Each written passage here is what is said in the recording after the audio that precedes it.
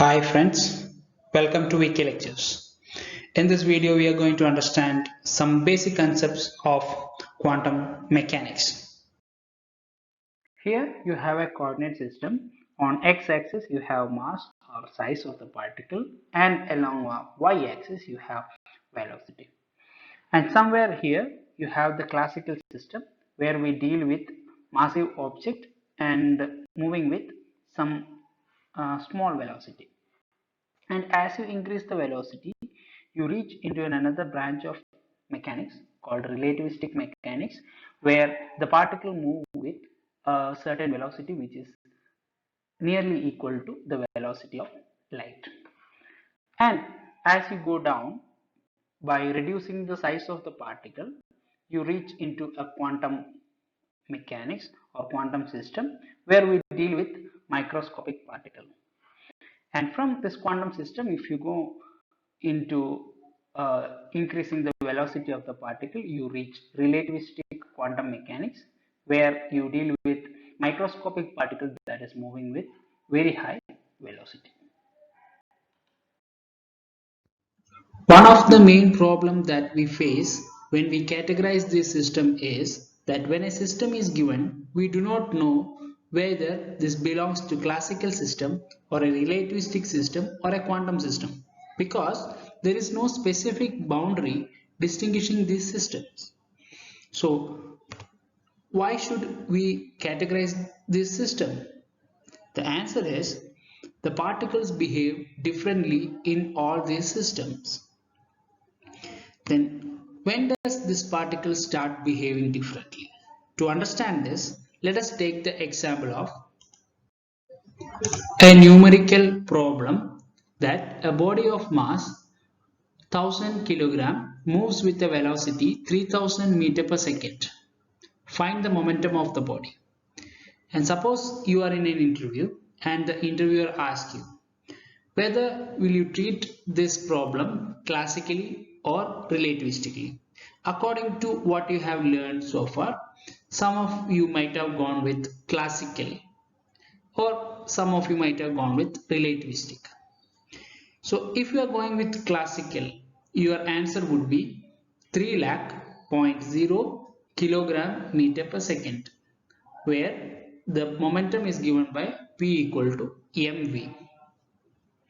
Now, if you are going with relativistic system, you have momentum is equal to gamma times mv, where gamma is given by 1 by under root 1 minus v square by c square, and you will get the final answer as 3,00,00015 kilogram meter per second.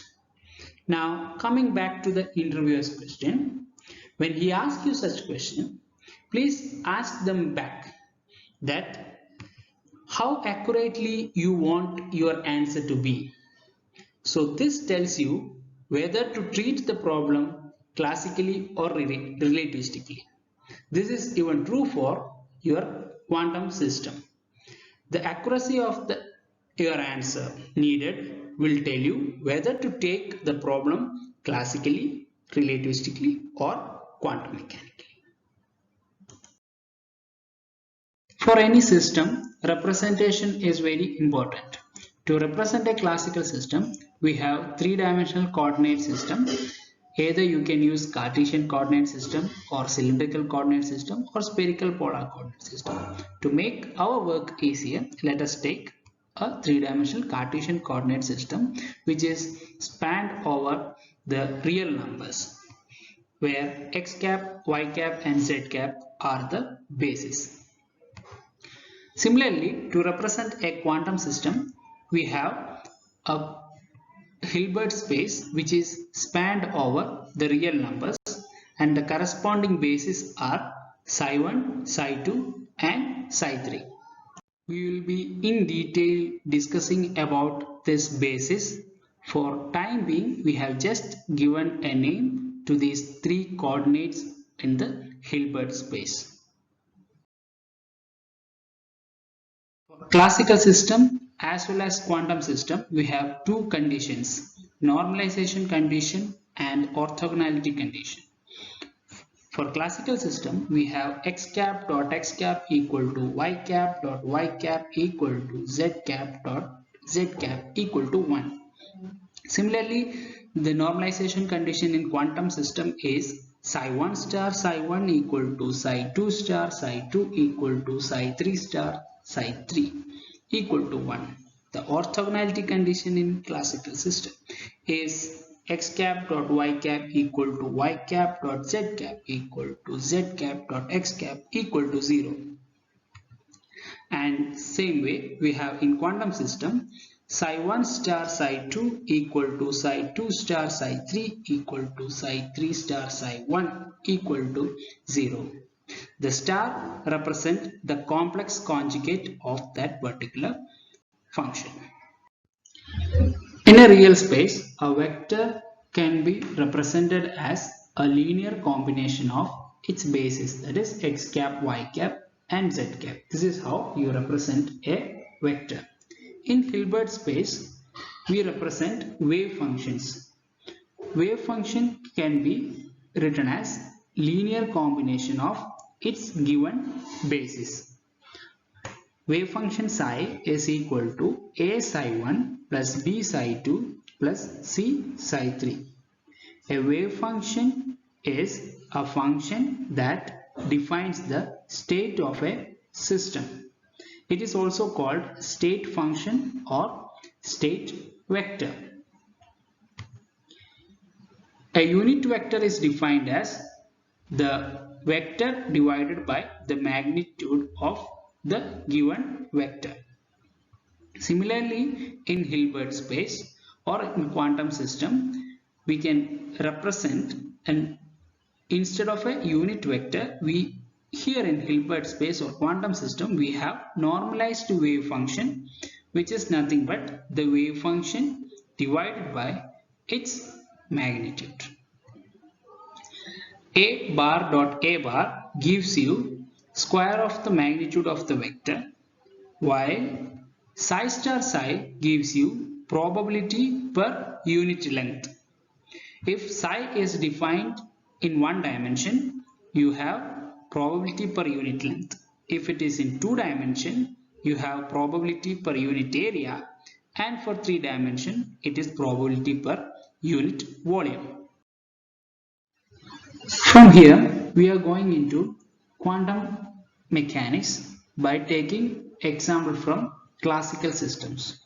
Here you have a man with some mass moving with some velocity.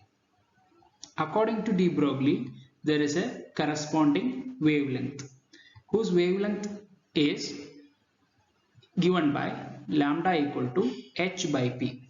If you calculate the wavelength by assuming the man is of mass 60 kg and is moving with 10 meter per second, you will get the wavelength to be approximately around in the order of 10 to the power minus 36.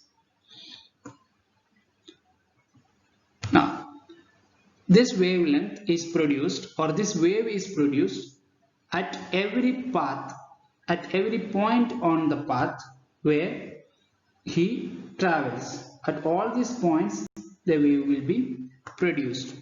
Now there is a question, why do we see this man at this particular position?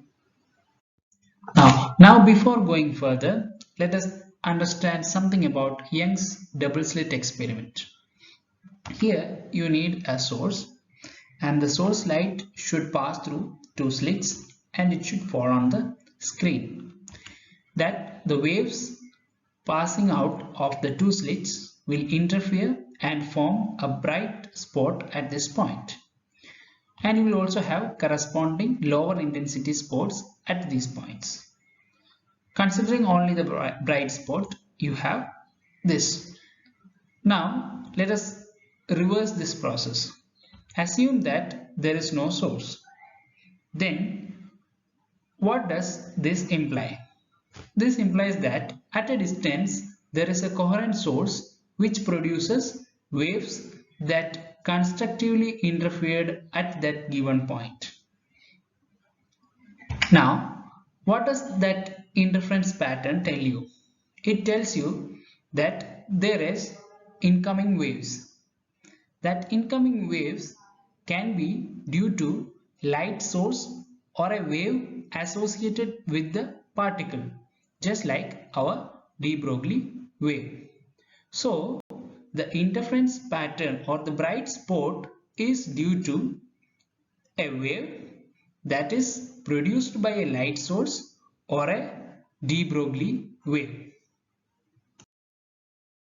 And this is what exactly happens with our man. The wave produced by the man at each point on its path will constructively interfere at the given point.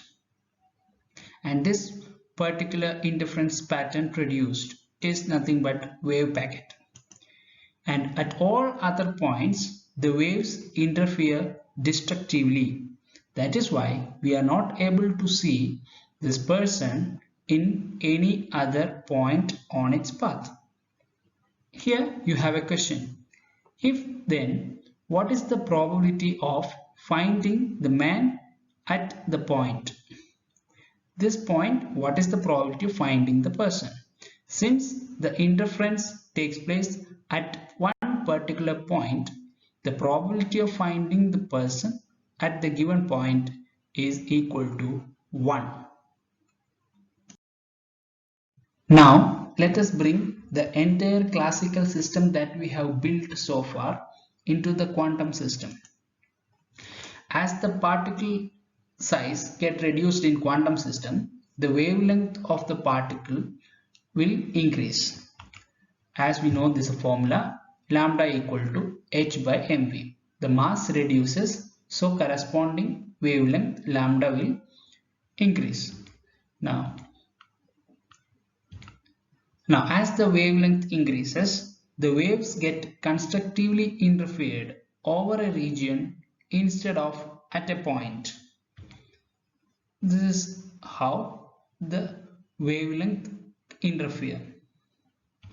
So the probability of finding the particle at the point is not equal to 1 because probability of the particle seen is spread over a region.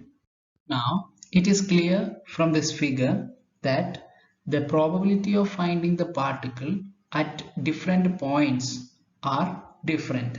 It is because the interference pattern produced by the wave have interfered at different intensities. Those intensities is determining the probability at that particular point. So we can say that there exists an uncertainty in finding the position of the particle because we are not able to find the position of the particle with probability equal to 1. Since there is an uncertainty in position, there is an uncertainty in velocity and hence there is an uncertainty in momentum. This particular principle is called uncertainty principle.